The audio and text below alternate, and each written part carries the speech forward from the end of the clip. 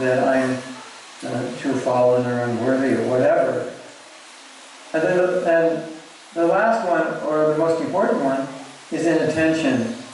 And Bhaktivinoda Thakur says, inattention is the cause of the other offenses, which is kind of interesting statement. How could one thing cause everything else?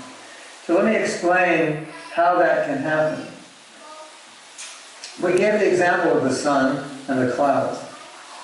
So inattention means I'm sitting with my mantra, but I'm not paying attention to my mantra. I'm paying attention to the thoughts in my mind. In my conditioned state, the thoughts in my mind that I'm paying attention to are usually my problems and my to-do list.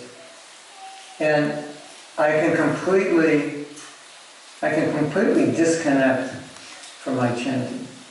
I can disconnect so much by not being present to my mantra that I'm so present to my physical body, my mind and its disturbances, my anxieties, my worries, my to-do list, and so forth, that my chanting is hardly purifying me. It's hardly working, so to speak.